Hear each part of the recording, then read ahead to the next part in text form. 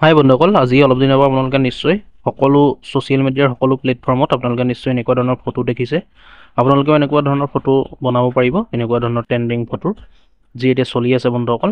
আৰু আমাৰ মামায়েও বনাইছে, মামায়েও জনাইছে পোষ্ট যোগে।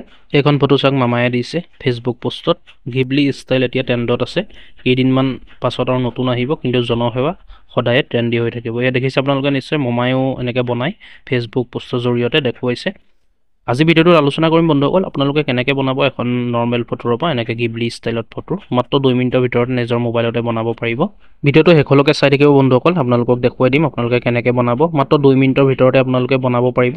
ভিডিঅ'টো শেষলৈকে চাই থাকিব, তেতিয়াহে সকলোখিনি কথা বুজি পাব। এনেকুৱা ধৰণৰ ট্ৰেণ্ডিঙৰ ফটো বনাবলৈ হ'লে আপোনালোকৰ প্লে ষ্ট'ৰলৈ যাব। প্লে ষ্ট'ৰত গৈ পেলাই চাৰ্চ কৰিব, ইয়াত টাইপ কৰিব ChatGPT বুলি, ChatGPT এনেকৈ টাইপ কৰি পেলাই চাৰ্চ কৰিব।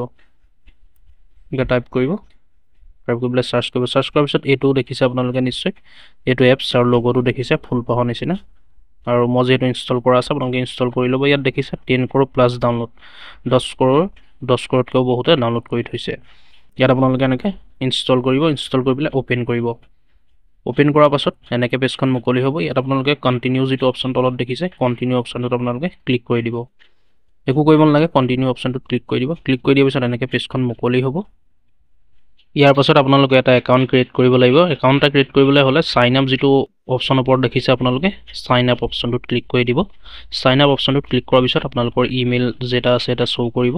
এই ইমেইলটোতে আপোনালোকে এটা একাউণ্ট ক্ৰিয়েট কৰিব লাগিব। ইমেইলটো দি পেলাই ইয়াত আপোনালোকে কণ্টিনিউ উইথ গুগল যিটো অপশ্যন দেখিছে, কণ্টিনিউ উইথ গুগল যিটো অপশ্যন দেখিছে আপোনালোকে তাত ক্লিক কৰিব।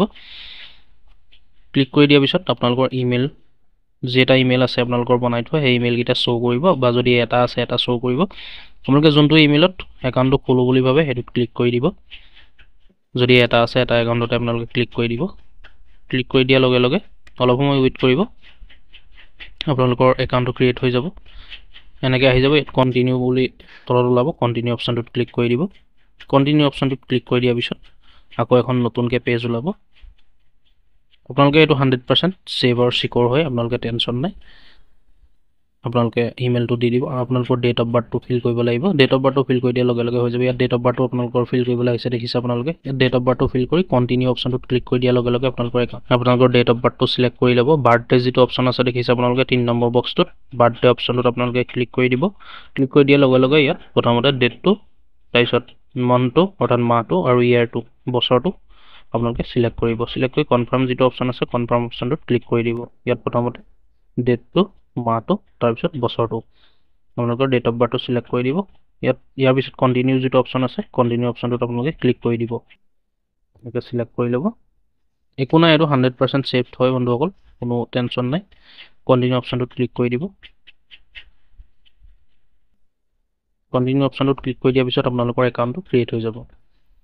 একাউণ্টটো ক্ৰিয়েট হৈ যোৱাৰ পিছত আপোনালোকৰ যিকোনো ফটো এখন আপলোড কৰি পেলাই ঘিবলি ট্ৰেণ্ডিঙত ফটো এখন আপোনালোকৰ বনাব পাৰিব।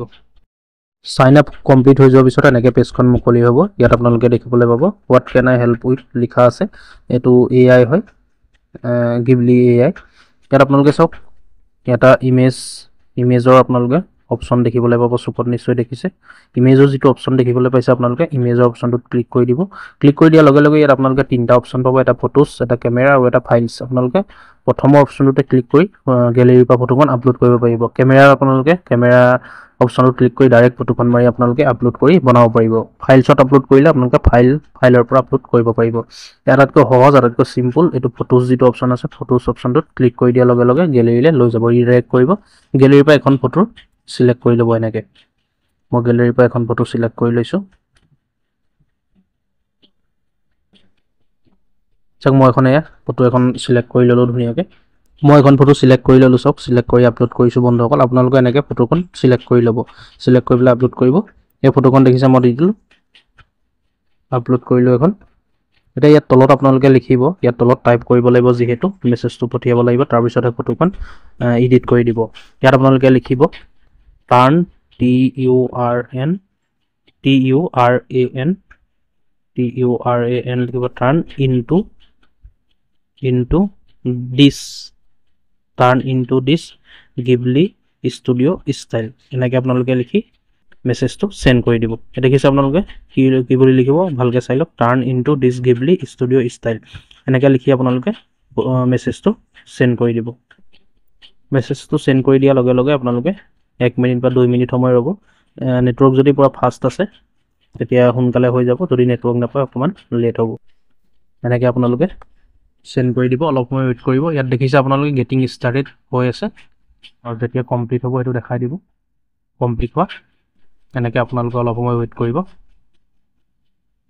হৈছে creating image may take a moment আপোনালোকে অলপ সময় ওয়েট কৰিব সব বন্ধুসকল অলপ সময় ওয়েট কৰাৰ পিছত ইয়াত দেখিলে আপোনালোকে ওপৰত লিখি দিছে ইমেজ ক্ৰিয়েটেড ইয়াত দেখিছে আপোনালোকে ক্ৰিয়েট হৈ গ'ল এখন ফটো আছিলে মই আপলোড কৰা ইয়াত দেখিছে এতিয়া এইখন ফটো চাওক এইখন ফটো হ'ল এনেকৈ আপোনালোকে গিবলিত ফটো বনাব পাৰিব আৰু এইটো ট্ৰেন্ডিঙত চলি আছে বন্ধুসকল যেহেতু সবৰে দেখিছে আপোনালোকে ফেসবুক হোক ইনষ্টা হোক ইউটিউব হোক সবতে এনেকুৱা পোষ্ট কৰি আছে সবে এনেকৈ আপোনালোকে 2 মিনিটৰ ভিতৰতে নিজে বনাব পাৰিব নিজৰ মোবাইলতে আপোনালোকে ফটোখন সেভ কৰিবলৈ হলে ফটোখনত ক্লিক কৰি দিব তলত সেভ যেটো অপচন আছে সেভ অপচনটো ক্লিক কৰি দিয়াৰ লগে লগে ফটোখন সেভ হৈ যাব আৰু ইয়াত শেয়াৰ অপচনো আছে আপোনালোকে এবাৰ ডাইৰেক্ট শেয়াৰো কৰিব পাৰে নেক্সট আপোনালোকে শেয়াৰ কৰিব পাৰে এই তলত ওলাই যাব সকলোখিনি এনেকৈ আপোনালোকে নিজৰ মোবাইলতে বনাব পাৰিব মই আৰু এখন ফটো আপোনালোকক বনাই দেখাই দিছো আকৌ এনেকৈ ইয়াত ক্লিক কৰিম ফটো অপচনটোত ক্লিক কৰাৰ পিছত গেলেৰীলৈ যাম গেলেৰীত গৈ যোনখন ফটো মই দিব বিচাৰো সেই ফটোখন মই সিলেক্ট কৰিম ইয়াত ফটো এখন মই সিলেক্ট কৰি লম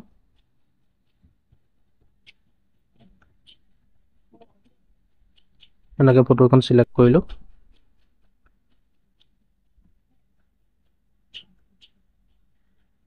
মই এখন ফটো সিলেক্ট কৰিছো দেখিছে আপোনালোকে এখন ফটো সিলেক্ট কৰিলো সিলেক্ট কৰাৰ পিছত আকৌ আপোনালোকে যিমান ফটো আপোনালোকে বনাব বিচাৰে একেটাই লিখিব ইয়াত টাৰ্ণ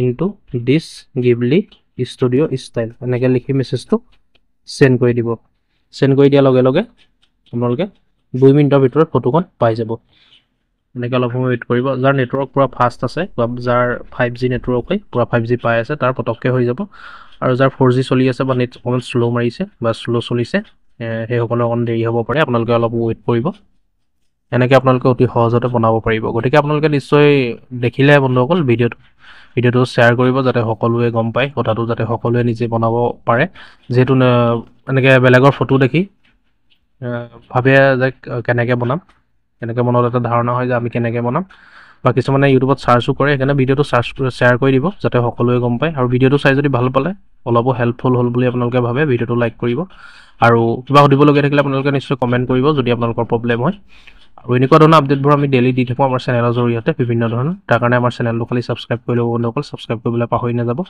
আৰু নেক্সট ফটোখন আপোনালোকক হোৱা দেখাই দিছোঁ অলপ সময় ওয়েট কৰিব এয়া দেখিছে বন্ধুসকল ফাইনেলি এখন ফটো হৈ গ'ল এয়া চাওক এয়া দেখিলে আপোনালোকে নিশ্চয় এখন সেভ কৰিবলৈ হ'লে সেভ অপচনটোত ক্লিক কৰি দিব এনেকৈ সেভ হৈ যাব গেলেৰীত দেখিছে মই ফাৰ্ষ্টতে এইখন ফটো দিছিলোঁ এয়া দেখিছে এতিয়া এইখন ফটো হ'ল এনেকৈ আপোনালোকে গম পালে গতিকে ইমান ভিডিঅ'টো দীঘলীয়া নকৰোঁ এনেকুৱা ধৰণৰ আপডেটবোৰ আমাৰ পাই থাকিবলৈ দৈনন্দিন আমাৰ চেনেলটো ছাবস্ক্ৰাইব কৰি ল'ব বন্ধুসকল ছাবস্ক্ৰাইব কৰিবলৈ পাহৰি নাযাব ভিডিঅ'টো শ্বেয়াৰ কৰি দিব ধন্যবাদ